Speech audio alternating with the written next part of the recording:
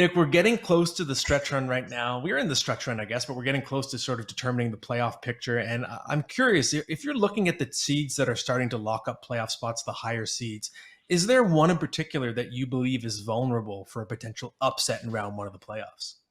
So when broached with this question, there's so many varieties of answers you can give out, but I'm going to go with a game I watched last night, and that was the Devils and the New York Rangers game. I think the New York Rangers are in big time trouble, and I think it's more so because of their potential first round opponent, whether it be New Jersey, how it slates up right now, or it could even be the Carolina Hurricanes. I do think they might be victim of too many cooks in the kitchen. Like on paper, the Rangers won the deadline when they picked up Tarasenko, when they picked up Patrick Kane. But then you watch them play, and just something is off with that team. I can't put my finger on what it is, but you watch them play against some of the better teams in the league, and they just don't quite stack up. And I get last night was regular season, but the Devils always play them strong. And so my answer would be the New York Rangers, because I think they'll be in tough specifically against the New Jersey Devils in round one. So, Nick, the Winnipeg Jets are in a wild card spot right now, but it's been kind of rough, obviously, the last month or so, and the Calgary Flames are starting to catch up there. The vibes with that team, it just got to be kind of like at an all-time low. Yeah, for sure. I mean, you look at both those squads, like hobbling into the Stanley Cup playoffs. Take your pick as to what's going to happen. I think first and foremost, you look at the Winnipeg Jets, guys. Like, not to predict doom and gloom. Like, this is a big point in time in this organization's history the last 20, 25 years here. I think there's numerous guys who are 1 year away from UFA status, whether it be Hellebuck or Scheifele or Blake Wheeler. Pierre-Luc Dubois doesn't want to play there. We all know that. We all know where he wants to be. There's just something internally that we haven't seemed to figure out, I would say, from a media standpoint. Maybe they have it handpicked internally. But like you look at that team, I think the one saving grace between now and the end of the regular season is Connor Hellebuck. I know he's really, really struggled lately. I know he's been overworked again, but I think that's the one constant with that team that still gives me hope that they can A, make the playoffs and B, be tough to beat in the Stanley Cup playoffs is Connor Hellebuck.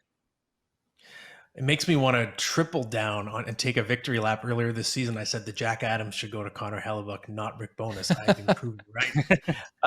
And Nick, we're looking at some of these other top seeds that are vulnerable. I think one that I would have called out is the Carolina Hurricanes. They're 4-5-1 and 28th in goals since Andrei Svechnikov got hurt. But another team that's having kind of a strange March is the Toronto Maple Leafs. They turn over their lineup, 6 new regulars. They lose, of course, Ryan O'Reilly pretty quickly to that broken finger.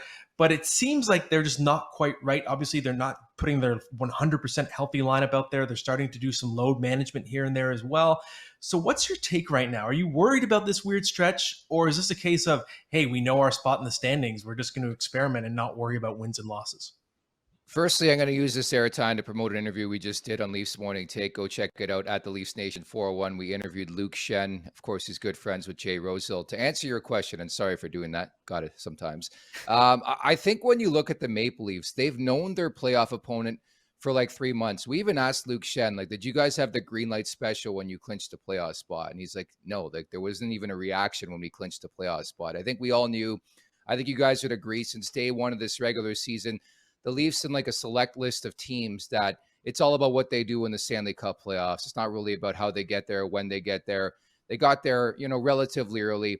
So I don't put much stock into what's transpired. And I think in addition to that, like the opponent, Tampa, hasn't done much better in the last couple of weeks. I know they've turned things on the last couple of games, and Vasilevsky looks more Vasilevsky-like. And certainly that's going to be a big story, a topic of conversation in that series. But from the Leafs perspective, I don't put as much stock into their struggles because, again, Ryan O'Reilly's missed some time.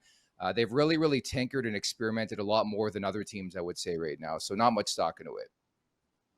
That's fair. And it's funny, I was talking to Victor Hedman last week and I said, hey, are you studying game film of the Leafs yet? You may as well, right? And he said, he didn't take the bait. He said, no, it's on the highlight reels. I know what they can do, but I'm not studying it just yet. He's keeping focused.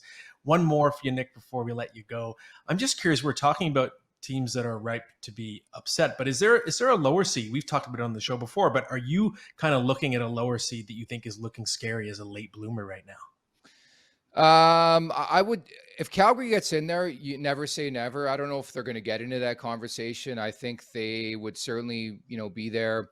I'm just trying to think, even like in the Western Conference, the Minnesota Wild guys, the more and more I watch Philip Gustafsson, and we'll see where they stack up. I know they can finish first in that division, but it just shows you how close things are truly in the Western Conference. In the East, we know it's really, really strong. So my answer would probably be Minnesota. The goaltending's been phenomenal, whether it's been Marc-Andre Fleury or Philip Gustafsson. I brought it up again on Twitter the other day that Gustafsson for Cam Talbot trade could go down as an all-timer. And I'm not really faulting Pierre Dorion, because when they made that trade, Gustafsson wasn't really great last year, so I get it. You wanted an established talent in between the pipes, and it went awry really, really quickly with Cam Talbot there. But the goaltending, the way that team has bought in without Kirill Kaprizov, and now you would think Kaprizov is going to return in time for the Stanley Cup playoffs. I think a lot of people are going to sleep on the Minnesota Wild, and they should not, because they're a really, really well-coached team, as we're seeing right now.